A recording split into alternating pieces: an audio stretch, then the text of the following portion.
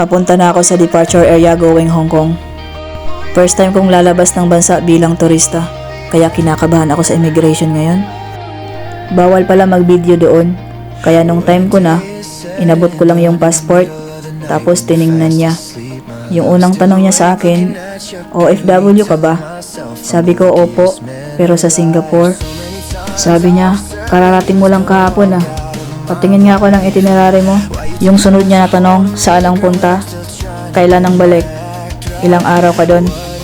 Patingin ako ng return ticket mo pabalik ng Singapore. Habang ini-interview ako, hindi naman ako kinakabahan. Sabay tatak ng passport. Sabi niya, enjoy ka doon.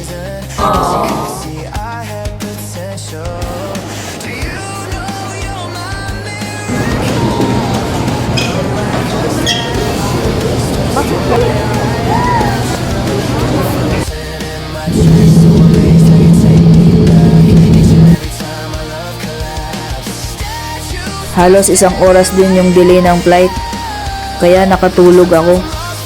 Nagising na lang akong nasa ulap na. Naalala ko noon na ang pagta-travel ay isang napaka-imposible para sa akin. Kaya ngayon, kada sakay ko ng eroplano, dito ko nakikita kung gaano kakalayo dadalhin ang pangarap mo.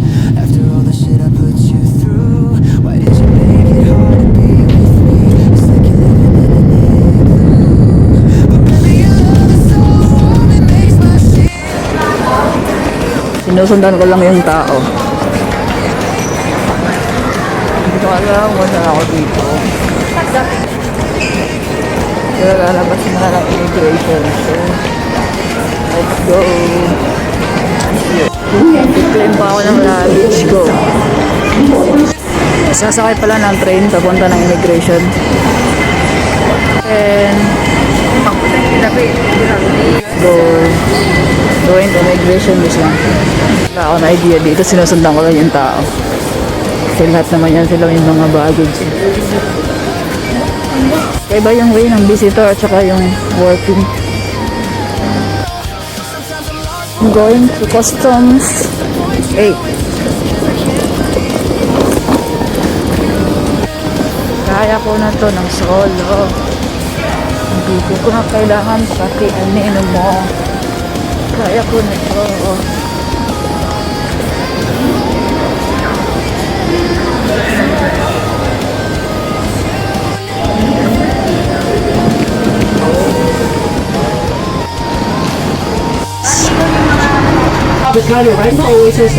This is Hong Kong look like. 705, okay?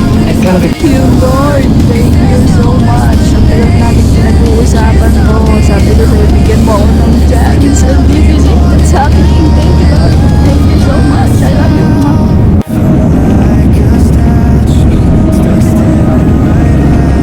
So, Hong Kong is look like Singapore also.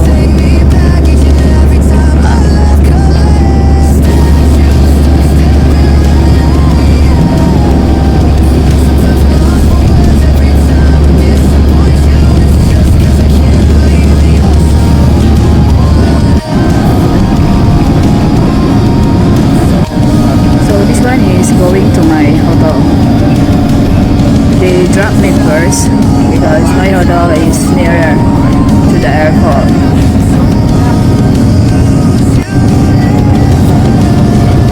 Tuktok nasa tuktok ng bukid yung anak ko, sa hotel. We're here at Sing Yi. My hotel is located here.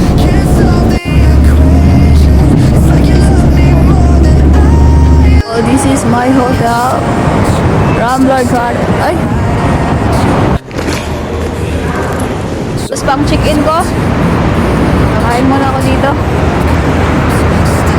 Ay, ang pagkain nila dito parang tulad lang din sa Singapore. Ay, bread na lang. Oh, thank you so much.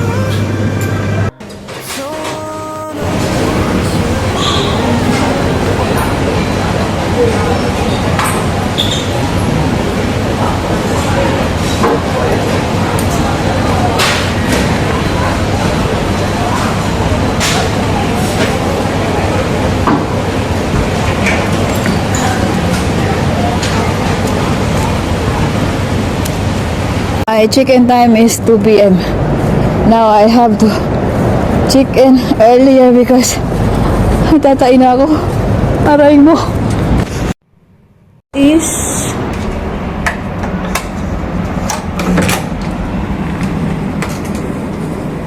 First is the toilet. Got shower. No bidet. I know. Got 2 towels. Got the sink here. This is me. And I got 2 beds. And this is my view.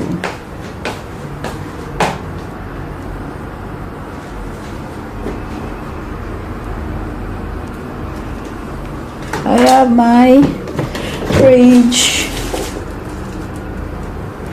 kettle, 2 bed.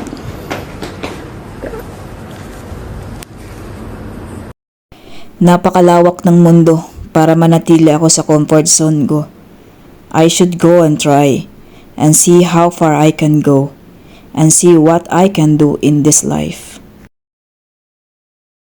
450 lang ang bayad. Tapos ang nilalang ko is $20. Wala kasi akong bayad. So I'm here at Metro Plaza. Nakalimutan ko kasi hindi pala nagsusukli yung mga driver dito. To my hotel now. I just walk around here.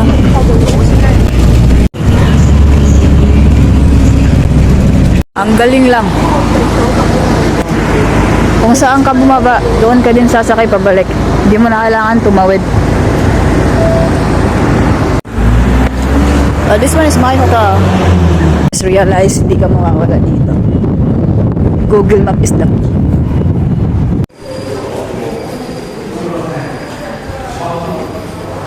So this is the hotel where I stay. Stay at 20th floor. Pool.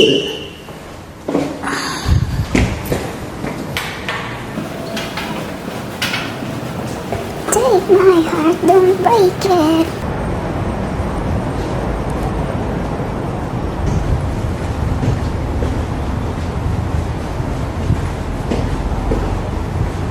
So here I was checking for, and this is my car to open.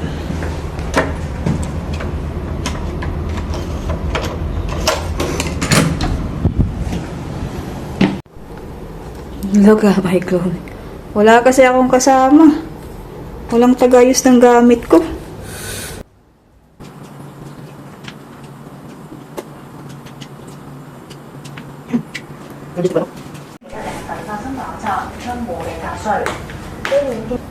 Uy,